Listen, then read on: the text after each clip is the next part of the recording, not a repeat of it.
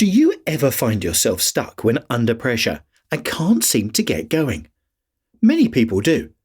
It can be difficult to concentrate on tasks when external or internal pressures create brain fog that affects your ability to do your best work. When distractions are causing pressure that makes you feel immobilized and unable to move forward, there are ways to get around it. Let's start by taking a look at what makes us feel pressured and why it stops us in our tracks. Under pressure. Sometimes a slight amount of pressure can be positive. It can arouse feelings of motivation, engagement, and excitement. But too much pressure can become an overload, where we feel out of control and confused. When we talk about this type of pressure, we are referring to an emotional state that clouds our thinking, slows our responses, and creates physiological stress. There are basically two types of pressure, either external or internal. Some examples of external pressure could be expectations from others, a heavy workload, illness, and relationships with other people, both in our personal and work environments. Internal pressures are things like pushing yourself too hard and having excessively high expectations of your own performance. Overscheduling yourself can add pressure to an already busy schedule as well. In 1908, psychologists Robert Yerkes and John Dodson developed the inverted U theory of motivation. This model theorized that people are able to do their best work when they have an appropriate amount of pressure for the job they are doing. When the pressure increased, becoming greater than what would be needed to feel motivated, the work performance became less. The idea is that some pressure can be beneficial, but too much becomes immobilizing. Rein in your emotions. Emotions are related to the depth of thought with which we can make decisions. It might be nice to think that decisions are made strictly with rational thought, but that's not true. Emotions come into play in all of our thinking processes. It just depends on what type of emotions they are and how we use them. Emotion-driven responses are a reaction to a stimulus. When the emotional impulsive brain overrides your rational one, it shuts it down. To keep your rational brain on track, you need to slow down so it can reboot. Slow breathing can be a useful tool to help make that happen. When you are using emotional thinking, you might make decisions based on what feels good and be opposed to the rational mind. Thinking and focusing on the emotional side of things can make you more reactive and defensive. On the other hand, emotion-informed choices are made intentionally with a full understanding of options and outcomes. When using rational thinking, your strategies could be based on what makes sense intellectually. Logic and facts are part of the rational way of looking at things, but they might miss an emotional component that could weigh in on effective decision-making. So, what happens if we use both types of thinking together? When rational and emotional thinking are combined, you might arrive at something we call wisdom.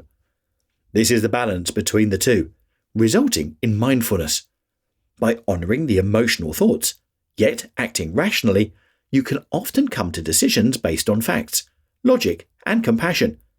This form of wisdom can help you move past procrastination in stressful situations. What kind of pressure? There are different kinds of pressure that can be causing your procrastination.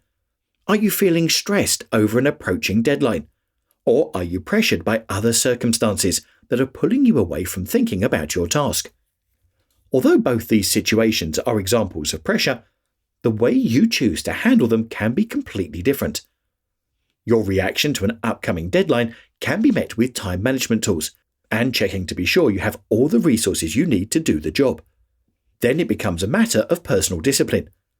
On the other hand, if you are feeling pressure due to distractions from other things like relationship issues or illness, you would have another way of looking at your options.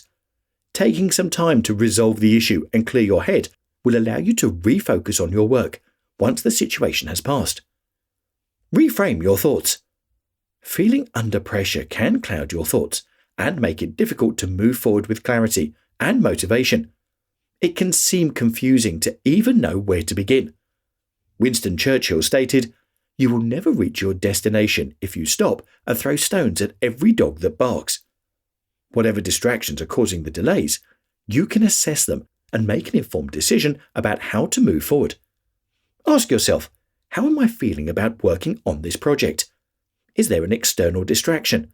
Or is the resistance coming from within? Once you have identified the reason for your procrastinating, then ask yourself if there is a better way of dealing with this obstacle. Becoming overwhelmed can create a cycle of procrastination. The more overwhelmed you are, the harder it is to get started. And the harder it is to get started, the more overwhelmed you become. The longer this cycle continues, the more difficult it can be. Like blocks being stacked on top of one another, more pressures can add to the feeling of being stuck and overwhelmed. By thinking about what is keeping you from your task, you can start addressing each block one at a time and focus on that, rather than letting other thoughts, people, or circumstances hijack your plans. Focus on the plan. Once you've identified your emotions, reframed your thinking, and acknowledged any external and internal distractions, you can focus on a plan to get yourself back on track. Setting goals and utilizing time management tips are a good place to start. Schedule your tasks in an organized way to make a plan for completion. If you need breaks to deal with outside situations along the way, make time for them, but stay on track with blocks of time to work on your tasks. Writer Cyril Northcote Parkinson came up with what is known as Parkinson's Law, that explains the notion that work will expand to the amount of time you allow for it.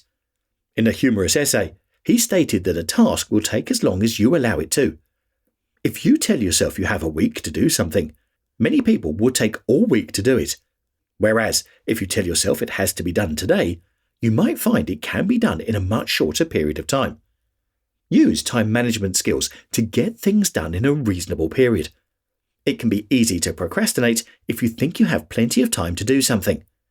But then you might be feeling some unwelcome pressure when you approach that upcoming deadline. You never know what else may come up causing additional pressure at the last minute that is out of your control. Remember that you have control over one thing, and that is you. You choose how to respond to any given situation. Dr. Wayne Dyer said, "Anything that immobilizes you, gets in your way, or keeps you from your goals is all yours. You can throw it away anytime you choose." Understand the reasons you are feeling pressured. By using time management tools and setting personal boundaries, you might find you have less stress, leading to less procrastination.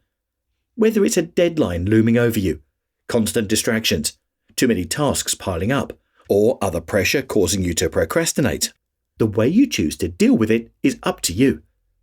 The circumstances of what is happening may not be under your control, but the way you respond to it always is.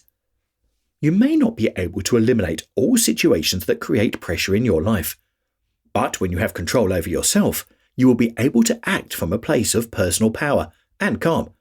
Then your decisions and actions can be based on informed choices that are in your best interest. Ernest Hemingway wrote, "Courage is grace under pressure." Have the courage to confront the obstacles in your path, and from there you can move forward without hesitation. Would you like a 2-page PDF summary of this video? Click here and I'll send it over to you. If you are already subscribed to my free Art of Improvement email newsletter, then there's a copy of it already waiting in your inbox. Thank you for watching and have an awesome week.